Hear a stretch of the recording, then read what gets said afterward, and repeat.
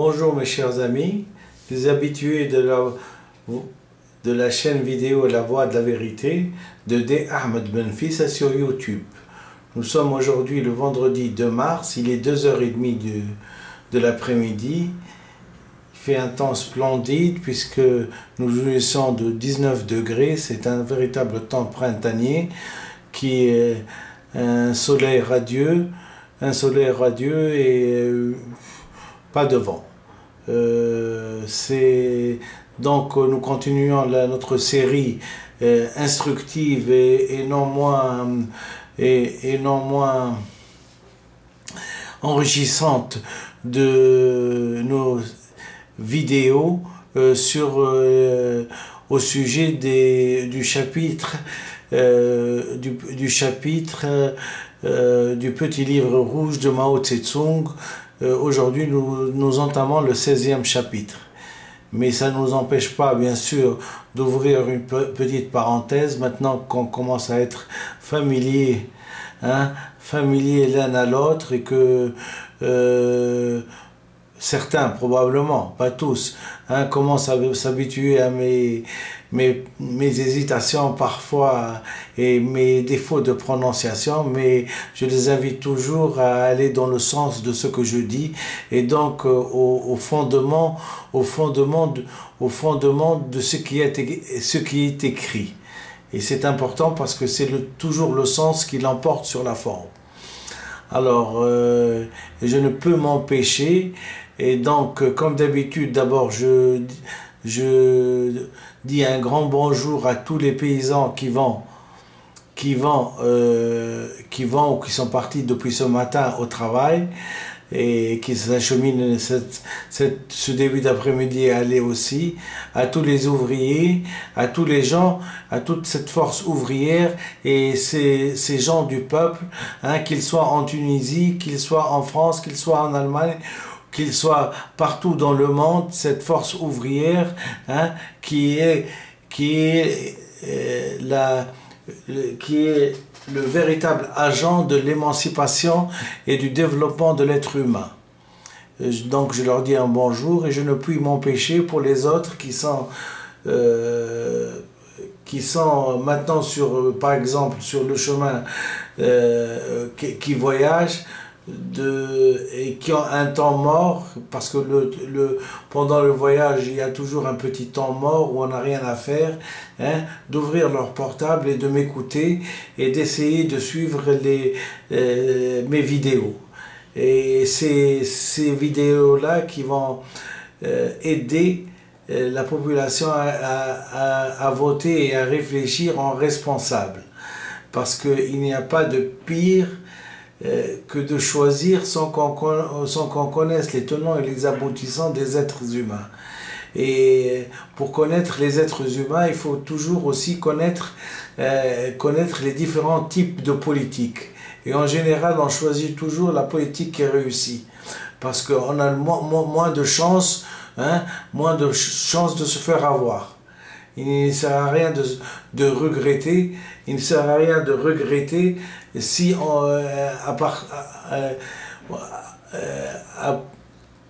il ne sert à rien de regretter un choix qu'on a choisi. Ça ne sert à rien. Il faut réfléchir et choisir à bon escient, comme on dit. Et c'est pour ça que, puisque je ne vise pas bien sûr la France, parce que ce n'est pas de l'ingérence envers les pays dont je ne fais pas partie, puisque je suis citoyen tunisien, mais je suis citoyen tunisien et non pas un citoyen français. Et donc, puisque nous, dans un an et demi, il y aura un vote et des élections, j'appelle tous mes auditeurs à bien réfléchir sur ces petites leçons de politique.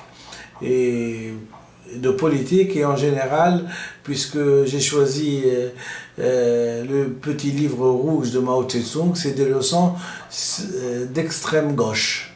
C'est ce qu'a appelé en son temps M. Mao Tse-tung le programme maximum.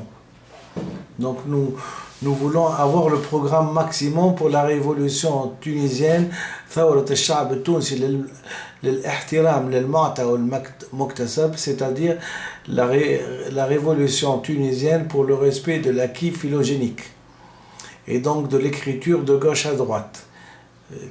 C'est ce qui a déclenché la révolution et c'est ce qui, j'espère, va instaurer une écriture reconnue par l'inconscient. Ceci dit,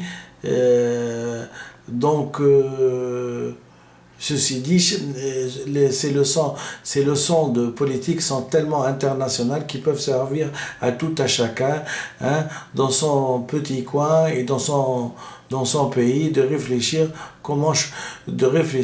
quel est le choix pour lequel on doit militer pour qu'on ait des jours meilleurs dans le pays où on vit. Je vous remercie infiniment et donc je vais attaquer de facto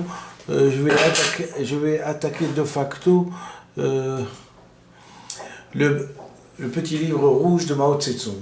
Vive la République populaire de Chine. Le petit livre rouge de Mao Tse-tung, chapitre 16, l'éducation et l'entraînement des troupes. Lecture par Dr Benfissa Ahmed. Vive la République populaire de Chine, l'éducation et l'entraînement des troupes.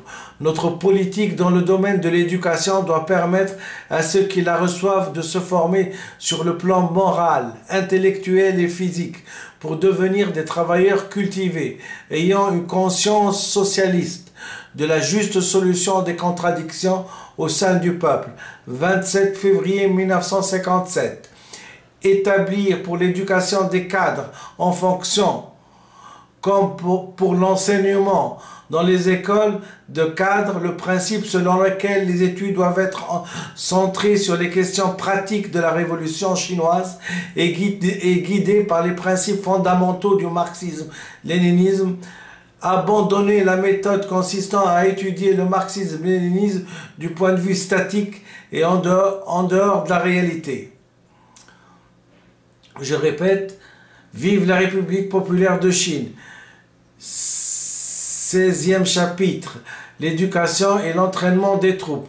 Notre politique dans le domaine de l'éducation doit permettre à ceux qui la reçoivent de se former sur le plan moral, intellectuel et physique pour devenir des travailleurs cultivés, ayant une conscience socialiste. Ceci a été dit dans le chapitre de la juste solution des contradictions au sein du peuple, 27 février 1957.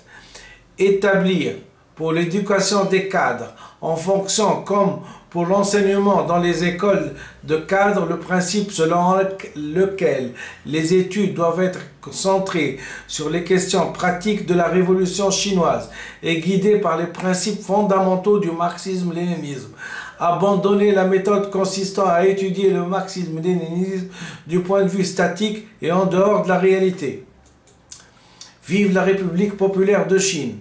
Réformons notre étude. Mai 1941, œuvre choisie de Mao Tse-tung, tome 3.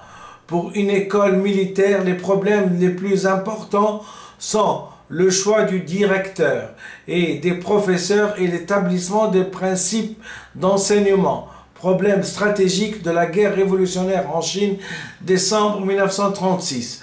Œuvre choisie de Mao Tse-tung, tome 1.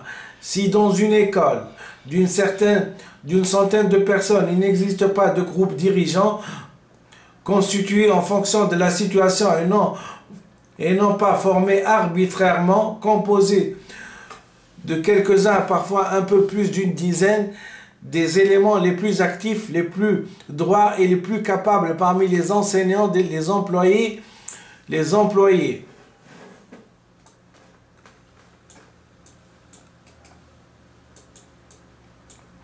employés et les élèves de cette école.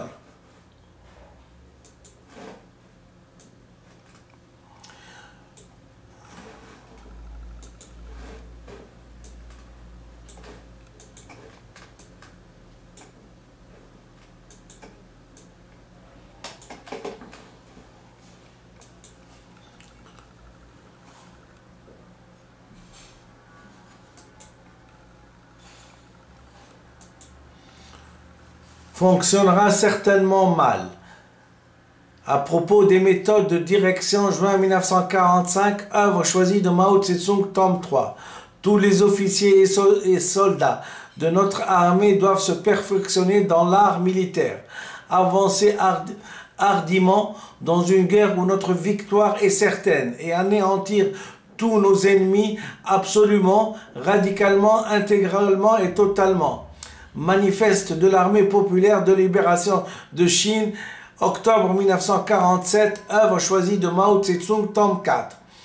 Il faut accorder de l'importance aussi bien à l'aspect militaire qu'à l'aspect politique du programme d'instruction et de consolidation d'une durée d'1 an qui vient de commencer, de même qu'il faut combiner les deux aspects.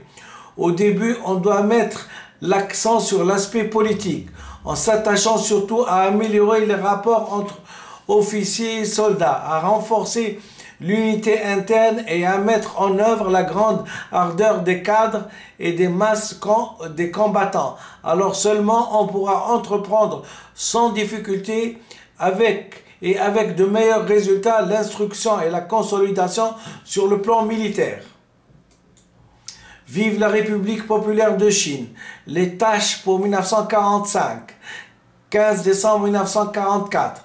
Quant à la méthode d'instruction, nous devons développer le mouvement de masse au cours duquel les officiers instruisent les soldats instruisent les officiers et les soldats s'instruisent mutuellement.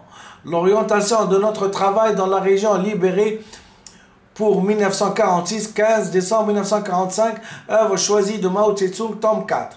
Notre mot d'ordre dans l'instruction des troupes, c'est les officiers instruisent les soldats instruisent les officiers et les soldats s'instruisent mutuellement. Les soldats ont une grande expérience pratique de combat. Les officiers doivent apprendre auprès d'eux et ils seront d'autant plus capables qu'ils se seront assimilés à l'expérience d'autrui. Vive la République populaire de Chine. Les tâches pour 1945, 15 décembre 1944. Quant à la méthode d'instruction, nous devons développer le mouvement de masse, au cours duquel les officiers instruisent les soldats instruisent les officiers et les soldats s'instruisent mutuellement. L'orientation de notre travail dans les régions libérées pour 1946, 15 décembre 1945. Œuvre choisie de Mao Tse-tung, tome 4. Notre mot d'ordre dans l'instruction des troupes, c'est les officiers instruisent les soldats instruisent les officiers et les soldats instruisent mutuellement, s'instruisent mutuellement.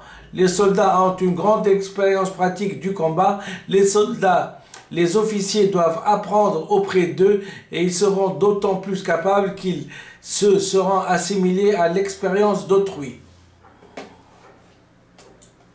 Vive la République populaire de Chine. Causerie pour les rédacteurs du quotidien Shanxi Shuizhuan. Le 2 avril 1948. Œuvre choisie de Mao Tse-tung, tome 4. En ce qui concerne les matières d'instruction, notre but reste en premier lieu d'élever le niveau technique du tir, du combat à la baïonnette, du lancer de grenades, etc. En second lieu, d'élever le niveau de la tactique. On s'accordera une importance spéciale à l'entraînement pour les opérations de nuit. L'orientation de notre travail dans la région libérée pour 1946, 15 décembre 1945, œuvre choisie de Mao Tse-tung, tome 4. Voilà le chapitre 10, voilà le chapitre 16, l'éducation et l'entraînement des troupes. Sans être guerrier, sans être un guerrier chevronné, ni un vat en guerre. Et d'ailleurs, en lisant un petit peu la vie de M. Mao Tse-tung, j'ai pu lire qu'il était contre la guerre et il était contre tout ce qui est militaire. C'est retracé dans Wikipédia, donc je n'ai aucune raison de ne pas les croire. Mais je me devais de lire ce chapitre pour montrer un petit peu l'importance de défendre ses idées. Et c'est vraiment la défense de ses idées jusqu'à ce qu'on appelle son corps dépendant. Hein? Ce n'est pas défendre des concepts, des théories, des théories économiques ou des théories politiques qui sont mal digérées, de les prendre, de pouvoir essayer de les mettre comment dirais-je, exactement comme quelqu'un qui essaie de faire entrer quelqu'un dans une forme qui n'est pas de sa taille, mais c'est vraiment d'abord l'instruction, et quand on est sûr de ce qu'on est en train de dire, et on a vu que M. Mao Tse-tung n'a pas hésité à entraîner ses troupes pour faire la guerre, pour faire la guerre révolutionnaire, puisque les autres guerres d'envahissement, ils ne sont plus, grâce au développement des êtres humains, ils ne sont plus, quoique depuis quelques années on a vu des envahisseurs venus d'autres cieux, comme on dit. Mais disons qu'on n'a aucune raison de ne pas croire à l'avenir et de ne pas garder espoir pour que chacun reste dans les limites de ses frontières. Et donc c'est surtout pour ce qui est du civil, c'est-à-dire une armée révolutionnaire, des convictions révolutionnaires. Les convictions révolutionnaires avec M. Mao Tse-tung, c'est d'aller en guerre. Hein. La révolution pour lui, c'est un combat. Hein. Et d'ailleurs, il l'a dit, un jour dans une expression, je pense que pour tout communiste, la victoire est au bout du fusil. Voilà. Je vous remercie infiniment et à bientôt.